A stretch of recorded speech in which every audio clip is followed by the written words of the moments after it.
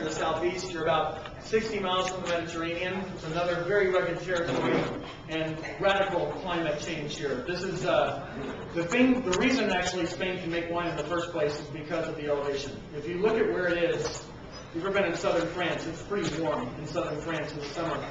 If you look where Spain is, I mean, the coast of Africa is right just south of it. You look at it and think it's got to be too hot to make wine, but the whole country is a highly elevated peninsula. So you have this dynamic, great dynamic for winemaking, lots of sun and ripeness, and constant cool air from being very high up. So consequently, especially the further inland you get, that translates to radical temperature swings.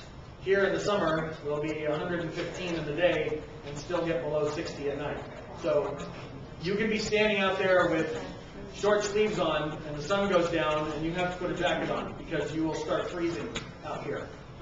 But that's why these grapes can survive. This area, the king grape here is called Monastrell, which, as I mentioned earlier, most people would know as Mourvedre from southern France.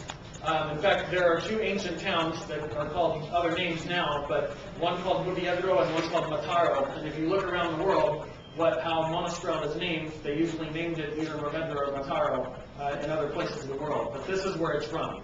And it's an area that very arid that also supports a couple other crops here. Almonds, fantastic almonds. Those are giant almond trees that they have in this area, as well as the Aberquina olives, which makes some of the best olive oil you'll come across. These small brown olives with huge pits in them. They're tremendous olive oil. But this is a particular winery. It's called Bodegas Enos de Juan Gil. This, as far as I'm concerned, is the highest quality winery in this area. They make all levels of wine.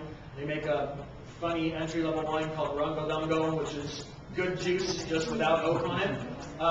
But you're seeing here actually the Juan Gil vineyard. Now, you have to wear sunglasses when you're out here because it's like being on a ski slope. There's so much chalk and sand in the soil. And actually, the sand is important because, again, bringing up the phylloxera vine louse, it cannot live in sand. It's like an earthworm. If you put an earthworm in the sandbox for 2 hours, it will dry up and die. Well, you see those plants are about 3 meters apart. So if one of those aphids gets on one of those plants, it will never be able to crawl to the next one and live.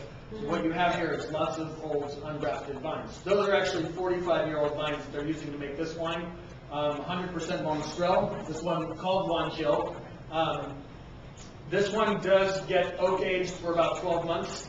About 30% of it is new oak, but 100% Monastrell here. And this is actually, for a rustic grape, a fairly suave version of the wine. But another crazy value area. There are non-oak Monastrells here you can find under $10. This one, still under 20 for this wine. But 100% Monastrell, aged in oak about 12 months. The difference between this and the French version of Mourvedre, the French version, the soils are what makes the difference.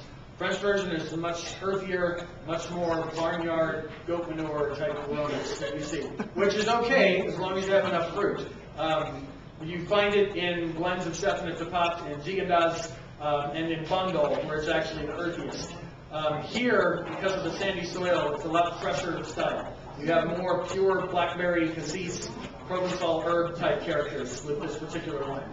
It's great for pulling marinated and skewered meats and vegetables right off the grill. And if you're lucky enough to go here, you can have the best paella that they make in Spain, which has nothing to do with seafood. Actually, the reason the paella here is so good at this restaurant called Taco Bandia is they smoke the rice over vine cuttings. So those are actually vines that were pulled out of the vineyard that were not going to be growing anymore. The smoke pours into this rice, but down here they do it with rabbit and snails. And it's the most phenomenal paella. If anyone who is squeamish about rabbit or snails, and I didn't tell you what was in it, you would be gorging yourself on it. It is so good. But they actually serve this in courses. You got the snails first that they just do with sea salts in the fire, which is great. You got rabbit kidneys, rabbit livers and onions, and then this. Actually, that bottle up there, that Clio bottle, is one of the upper level wines that this same winery makes in collaboration with Chris Ringland. So it's a tremendous winery. If you're ever lucky enough to be in Jumila, you should look that up.